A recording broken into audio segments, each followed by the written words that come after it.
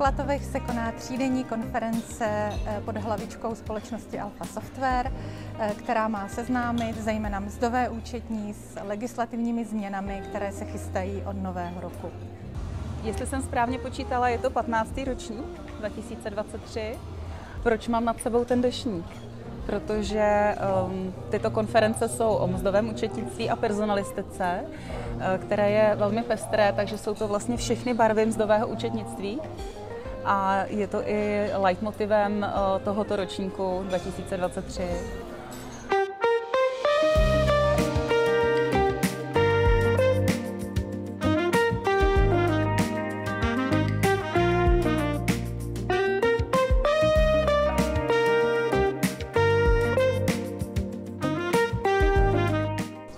Každý účastník podzimní konference dostává zpracované materiály vytištěné v podobě brožur, a to ke každé přednášce.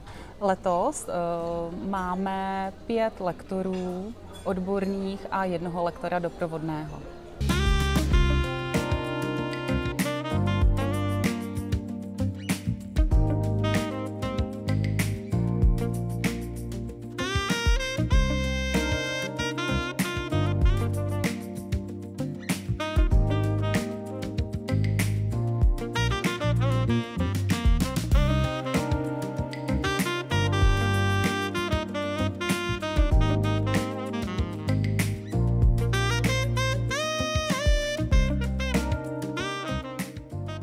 A protože se jedná o 3 velmi náročné dny plné legislativních novinek, snažíme se, aby účastníci, kterých je letos téměř 300 již, mohli relaxovat.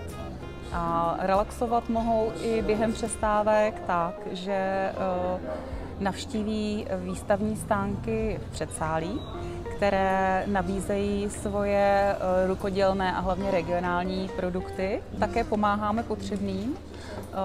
Letos jsou to děti z domova svaté Zdislavy pro matky s dětmi v tísni. Všichni jste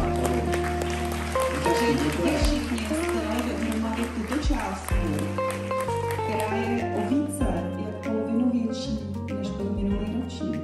Tak v rámci doprovodného programu jdeme na komentovanou prohlídku historického centra Klatov s profesionálním průvodcem, panem magistrem Kourou. Ta prohlídka vlastně bude večerní, protože se brzo stmívá, ale domnívám se, že i tak bude na co koukat a hlavně co slyšet, protože pan průvodce má opravdu co říct. Moc se mi tady líbí, já jsem tady podruhé, loni jsem tady byla poprvé, mně se moc líbí ta komplexnost.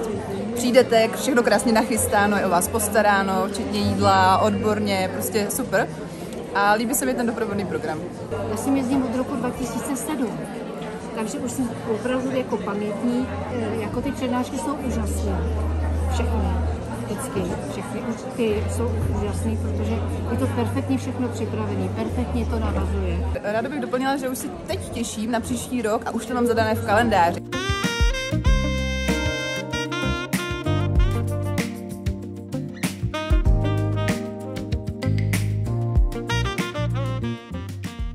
Alfa Software je společnost, která nabízí mzdové řešení pro své klienty. Mezi jejími klienty jsou zejména školy, zdravotní zařízení, samosprávné organizace a i řada klasických korporátních firm. Stali jsme se novými majiteli společnosti Alfa Software a tato konference je naše první, které se účastníme. A já musím říct, že jsem úplně nadšená z organizace a z atmosféry a těším se i na další ročník, který už bude i v naší intenzivnější spolupráci.